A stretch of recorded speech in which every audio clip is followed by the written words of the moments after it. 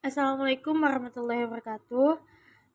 Pada hari ini saya Kaila Haura Zarifa dengan NIM 070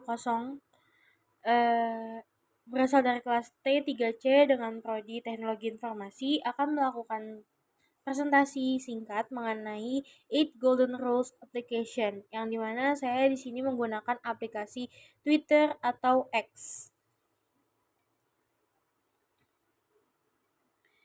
Di sini uh, 8 Golden Rules of Interface Design merupakan 8 dari aturan pokok untuk melakukan desain interface seperti itu. Lalu di sini ada 8, iya benar-benar ada 8. Yang pertama itu ada strive for consistent, lalu yang kedua ada enable frequent users for using shortcut, yang ketiga ada over informative feedback, yang keempat ada design dialog to yield closure, yang kelima ada over simple error handling, yang keenam ada permit easy reversal of actions, yang ketujuh ada support internal locus of control, yang terakhir ada reduce short term memory load. Lalu yang pertama itu merupakan strive for consistent. Di sini saya menggunakan dua UI, yaitu versi web dan versi mobile. Dimana yang versi web ini, pertama saya menjelaskan dulu strive for consistency ini tuh apa. Uh, jadi strive for consistent ini merupakan konsistensi dalam mendesain atau merancang user interface atau UI dengan menggunakan warna, icon, atau menu yang konsisten. Di sini kita bisa melihat bahwa Twitter sudah melakukan strive for consistency ini dengan betul karena icon yang dia berikan itu bersifat konsisten dengan ukuran yang sama dan ketebalan yang sama, hanya membedakan di bagian yang di web version. Di web version itu ada di navbarnya itu ada bagian birunya, icon yang biru sendiri itu kemungkinan untuk membedakan atau memudahkan user untuk uploading. Karena yang biru itu, yang biru bulat itu merupakan tombol untuk uploading. Kalau di mobile version, upload tombol uploadnya itu tidak berada di navbar, tapi dia berada di sini mengambang di atas navbar yang isinya itu merupakan untuk live, space, upload foto, dan postingan thread. Seperti itu.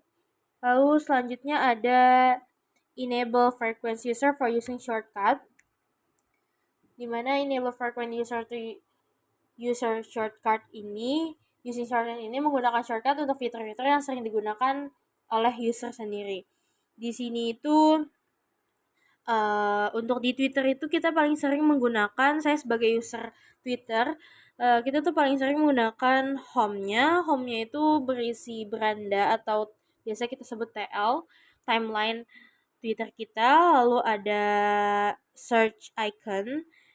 Nah, untuk di search icon ini agak sedikit berbeda antara web dan mobile. Dimana kalau yang di web ini, ketika dipencet search iconnya, dia tidak akan memunculkan apa-apa, hanya memunculkan search bar seperti itu. Tapi kalau yang di versi mobile, ketika tanda icon search itu dipencet, dia akan memunculkan trending Twitter hari ini, di waktu ketika kita memencetnya.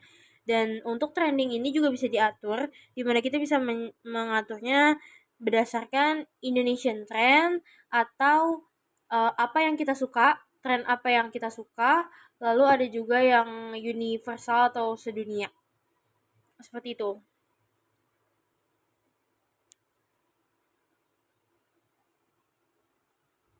Selanjutnya,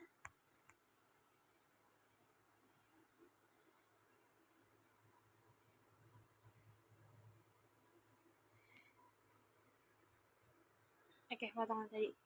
Selanjutnya itu ada yang ketiga, yaitu over informative feedback. Di mana over informative feedback ini merupakan pengguna harus mengetahui posisi mereka saat ini dan aktivitas pada sistem yang sedang berjalan. Sistem harus memberikan feedback yang informatif, di mana dia akan sedikit icon-icon yang ada di navbarnya itu akan berbeda dari yang lain. Seperti contohnya ini, saya misalnya memencet gambar rumah ini, maka ini saya akan berada di beranda saya atau di TL saya, dan dia berbentuk full putih seperti ini. Yang lainnya tetap hanya icon yang garis seperti itu, tapi dia akan full putih. Selanjutnya ada desain dialog to yield closure, di mana ini merupakan seperti jangan biarkan pengguna menebak-nebak harus melakukan apa, apakah proses sudah selesai atau menunggu. Di sini saya menggunakan dua contoh.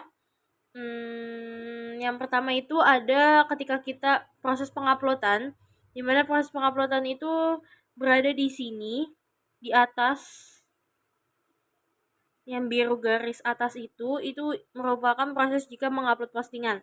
Lalu di sini juga ada ketika saya mengupload thread. Karena thread di Twitter itu tidak bisa terlalu panjang juga.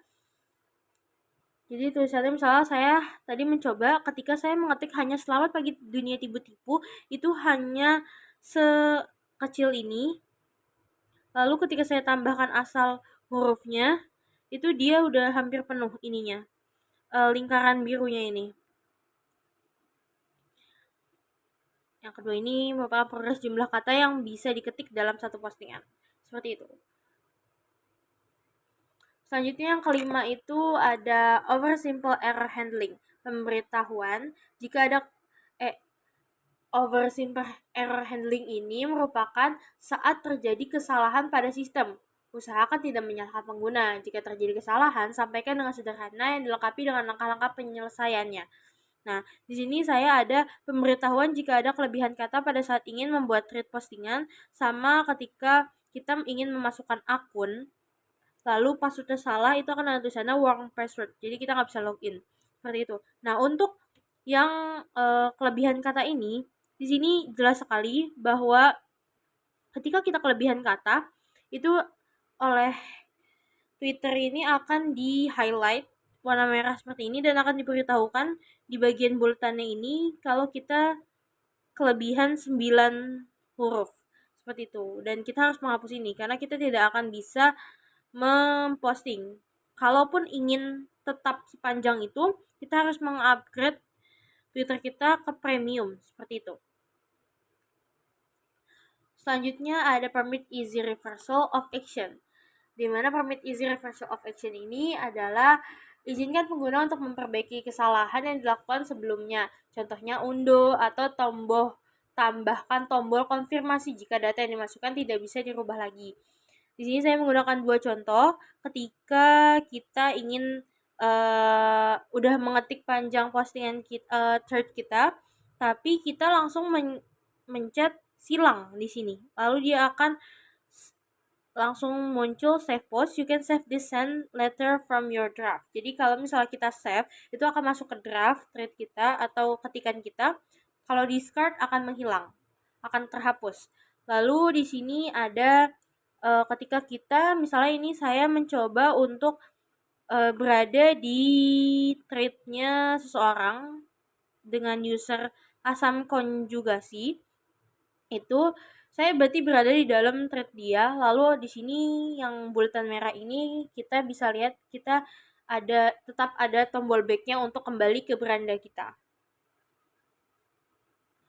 Selanjutnya ada support internal locus of control, di mana di sini itu poin ini terutama sangat disukai oleh user yang sudah terbiasa menggunakan aplikasi, karena biasanya user ingin memiliki tampilan yang bisa diatur oleh user sendiri sesuai preferensi dari user. Biasanya di sini tuh lebih diutamakan light mode atau dark mode seperti itu. Dan di Twitter ini sudah ada untuk sistem dark mode atau light mode-nya. Di sini ada gambar bulan dan bintang. Lalu di situ ketika kita pencet itu bisa on atau off. Dark mode-nya itu bisa mau on atau off. Lalu ada dark dim-nya atau tema gelapnya.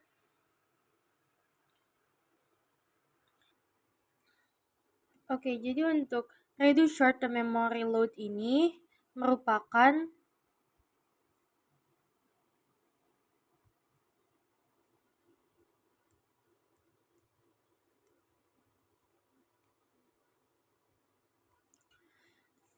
Sistem harus memiliki struktur yang jelas sehingga pengguna tidak perlu mengingat informasi yang ingin dicari.